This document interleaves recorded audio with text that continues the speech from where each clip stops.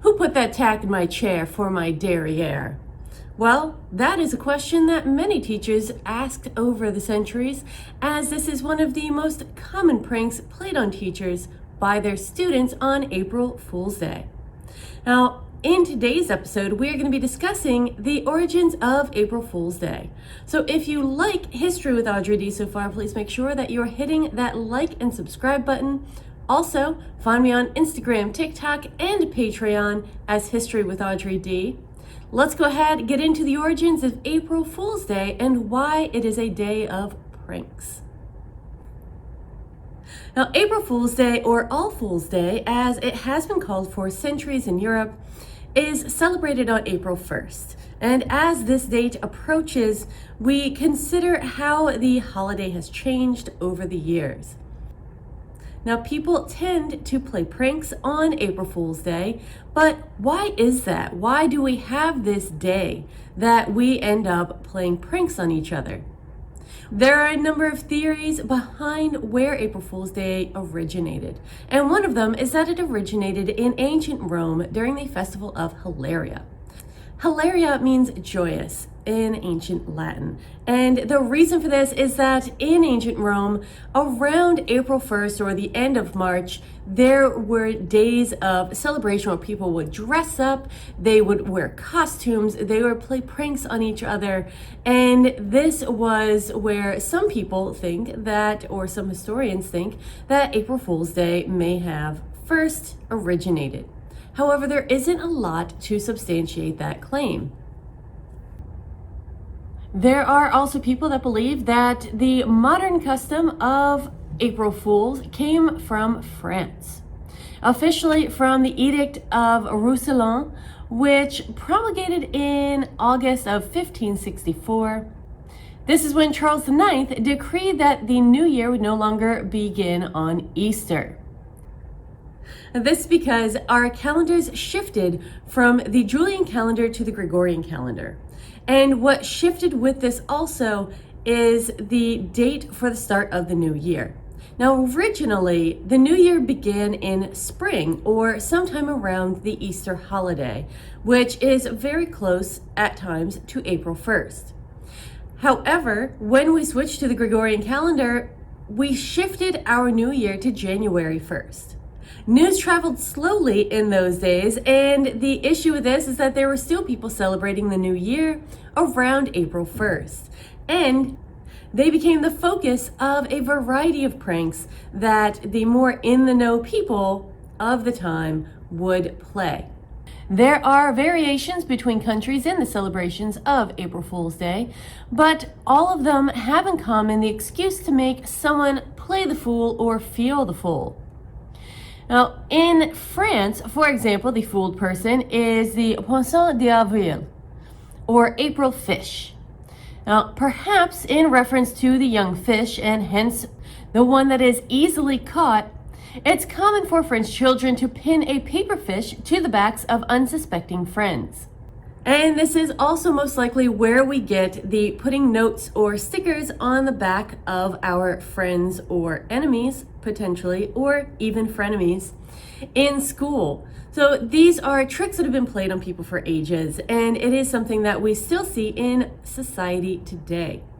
Now, one of the other things that we actually get to notice about April Fool's Day is that it's really prevalent in a number of societies. So like I said, it's been celebrated for centuries around the world, and there are a number of countries, especially England, where April Fool's Day has still lived up to its traditions. And there's actually a song that is written about April Fool's Day.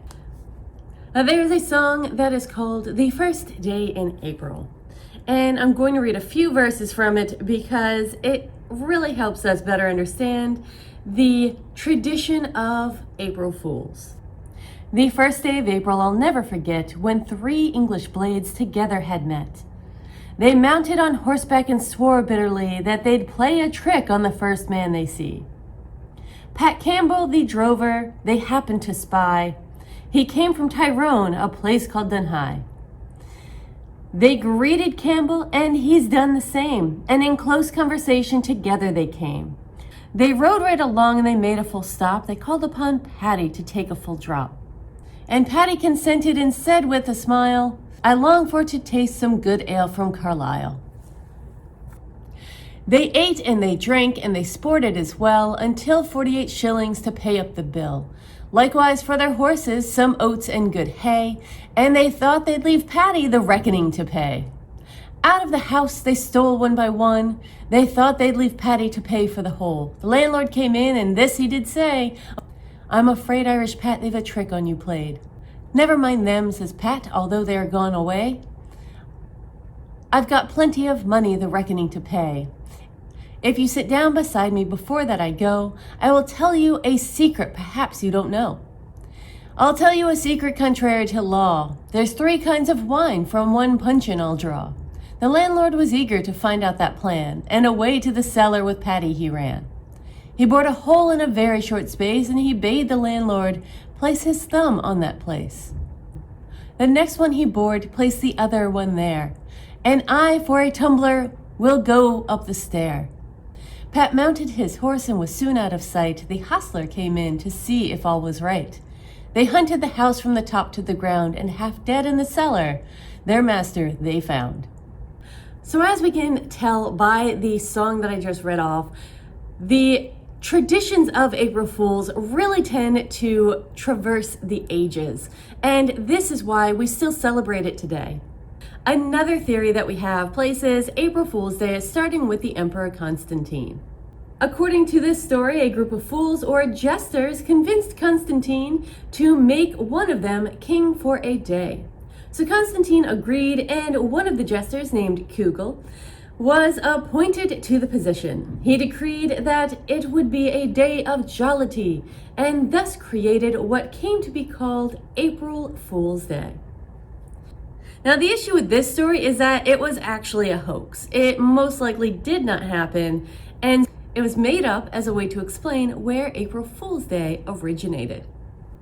April Fool's Day is actually represented in a number of various stories, including potentially Chaucer's Nun's Priest's Tale, which shows the rooster Chanticleer being fooled by and in turn fooling a fox.